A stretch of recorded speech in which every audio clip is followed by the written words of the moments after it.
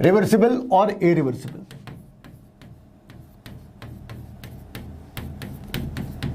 अब ये चीजें पहले डिस्कस कर रखी है। रिवर्सिबल वो है जहां पे डिसिपेटिव फोर्सेस जीरो है या बहुत कम है, और इरिवर्सिबल वो है जो जिस प्रोसेस के अंदर डिसिपेटिव फोर्सेस ज़्यादा है। सपोज फ्रिक्शन है, अगर फ्रिक्शन की वैल्यू ज़्यादा है या ग्रेविटी है, अगर जिन जगहों पर ग्रेविटी या फ्रिक्शनल फोर्सेस इन्वॉल्व हो रहे हैं वो रिएक्शंस इरिवर्सिबल होते हैं। और जहाँ पे डिसिपेटिव फोर्सेस या वो फोर्सेस जो वापस रीजनरेट नहीं हो पा रही, अगर वो बहुत कम है तो वो रिवर्सिबल के अंदर है। न्यूमेरिकल के अंदर लिखा होता है रिवर्सिबल और इरिवर्सिबल, वो क्लैरिटी के साथ लिखा होता है। तो हमने क्या करना है, रिवर्सिबल और इरिवर्सिबल में भी अभी यहाँ पे भी बहुत सारी चीज़ें हैं। जैसे मान लो अगर सबसे पहले स्टार्ट करा सपोज लिखा आइसोकोरिक,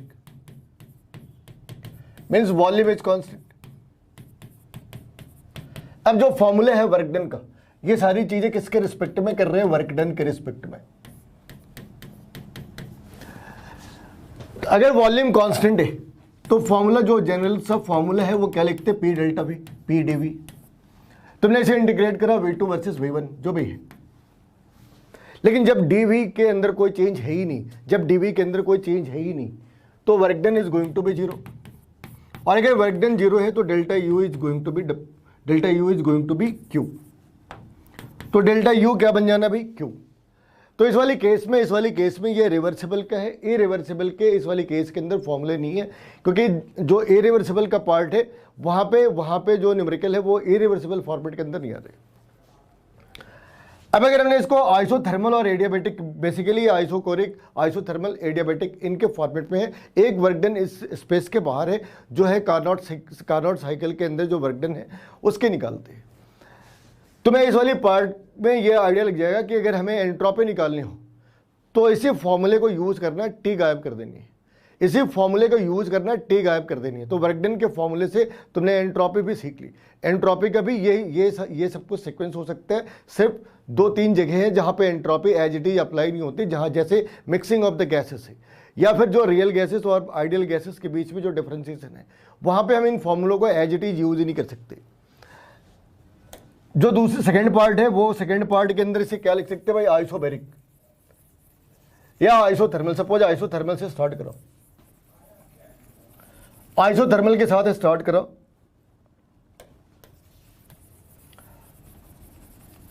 आइसोथर्मल पे सबसे ज्यादा प्रॉब्लम आते हैं, सबसे ज्यादा प्रॉब्लम आइसोथर्मल प्रोसेस के ऊपर है,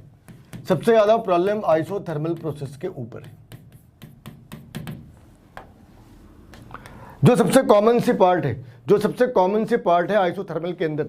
इसमें क्या भाई, डेल्टा टी की वैल्यू कितनी है, जीरो। अगर डेल्टा टी की वैल्यू जीरो है तो डेल्टा यू की वैल्यू कितनी हो जानी है, डेल्टा यू भी जीरो हो जाना है। चेंज इन इंटरनल एनर्जी कितनी हो जानी है, जीरो। तो फिर वर्क डन और क्यू का क्या रिलेशन रह जाना है, तो work done is equal to Q is equal to minus W. तो ये पार्ट का तुम्हें ध्यान रखना है। अब आगे फॉर्मूलों के ऊपर में कौन से फॉर्मूले हैं जो हमें सबसे ज़्यादा यूज करने हैं इसके ऊपर। तो एक formula W is equal to minus 2.303 nRT log V2 by V1। लेकिन हर बार वॉल्यूम दे रखी हो ये जरूरी नहीं।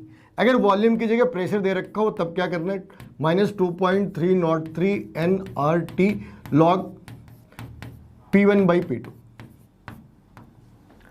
अब ये जो वर्क डन माइनस के साथ लिख रखा होता है, यहां पे तुम्हें इस बात का भी ध्यान रखना है कि वो एक्सपेंशन के अंदर है या कॉन्ट्रैक्शन के अंदर है। एक्सपेंशन है तो work done by the system है, कॉन्ट्रैक्शन है तो work done on the system है। तुम्हें साइन कन्वेंशन का भी ध्यान रखना है। तो कई बार क्या करते हैं, वो इस वाली साइन के बिना काम करते हैं और आखिर में उस वाली साइन को ऐड करते हैं। दोनों तरीके सही हो सकते हैं। अगर तुमने साइन कन्वेंशन स्टार्ट में ले रखा है तब भी सही है, और अगर नहीं ले रखा तो तुम्हें इस बात का ध्यान रखना होगा कि finally heat has to be evolved और heat has to be absorbed. तो ये पार्ट है जब तुमने आइसोथर्मल रिवर्सिबल रिएक्शन की बात करी। अब अगर तुमने आइसोथर्मल इरिवर्सिबल की बात करी तो उस वाली केस में क्या करना है, आइसोथर्मल इरिवर्सिबल की केस में क्या करना है। तो यहाँ पे इरिवर्सिबल के केस में माइनस पी एक्सटर्नल, यहाँ पे दो प्रेशर हो सकते हैं। एक एक्सटर्नल प्रेशर हो सकता है जो कांस्टेंट एक्सटर्नल प्रेशर है। जब कांस्टेंट एक्सटर्नल प्रेशर की बात करें, यानी जब फ्री एक्सपेंशन हो रखा है, उस केस में वर्क डन तो जीरो हो जाना है। लेकिन जहाँ पे फ्री एक्सपेंशन नहीं है उस वाली केस में उस वाली केस में अपने पास दो प्रेशर है, एक ये प्रेशर है P एक्सटर्नल और इसके साथ P1 और P2 दोनों ही फॉर्मूले आने हैं, P1 और P2 दोनों ही आने हैं। इसमें ऐड क्या हो जाना है और भी एक्स्ट्रा ऐड क्या हो जाना है, nRT 1/P2 minus 1/P1, 1/P2 minus 1/P1। तो ये फॉर्मूला है कब, जब इरिवर्सिबल आइसोथर्मल प्रोसेस है। लेकिन अगर फ्री एक्सपेंशन है, अगर इसके अंदर ही फ्री एक्सपेंशन है, अगर इसके अंदर फ्री एक्सपेंशन है तो फिर जो वर्क डन है वो कितनी हो जानी है भाई, जीरो। क्यों? क्योंकि जो P एक्सटर्नल है that is going to be zero. तो इन टेक्निकलिटीज का तुम्हें ध्यान रखना है फॉर्मूला पुट करने से पहले। सबसे ज़्यादा वेरिएशन किसके अंदर है, एडियाबैटिक एक्सपेंशन के अंदर, और एंट्रेंस में खास करके गेट के अंदर एडियाबैटिक एक्सपेंशन के ऊपर ज़्यादा प्रॉब्लम आ जाती है।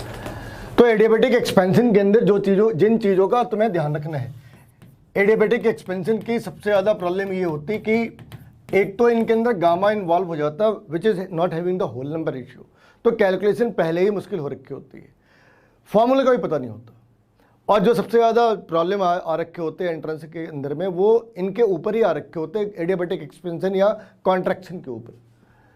तो इस वाली केस में एक तो हमें CP/CV भी इन्वॉल्व करना होता। तो सबसे पहले जो वर्क डन, जो सबसे पॉपुलर सा वर्क डन का फॉर्मूला है इस वाली केस के अंदर में, वो है यहाँ पे delta U is equal to W that is equal to NCP/dt। इस वाली केस में डेल्टा H की वैल्यू कितनी है, जीरो। डेल्टा H की वैल्यू कितनी है, जीरो। अब हमने क्या करना है, CP/dt को एलोबरेट करना है, CP/dt को एक्सपेंड करना है। तो यहाँ पे क्या लिखा भाई, यहाँ पे लिखा W is equal to NCP/T2 minus T1। ये एक फॉर्मेट है।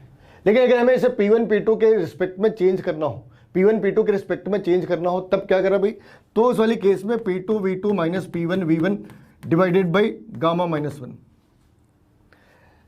हमें पता है PV is equal to NRT, तो इसे NRT के ऊपर भी चेंज कर सकते हैं, इसी वाली पार्ट को NRT के ऊपर भी चेंज कर सकते हैं। तो NRT के ऊपर अगर हमने इसे चेंज करा तो इस वाली फॉर्मेट में हमें कैसा दिखेगा, गामा माइनस 1 तो अपनी जगह पे है, लेकिन यहाँ पे PV की जगह क्या लिखा, NRT। अगर हमने 1 मोल्स के लिए ले रखी है,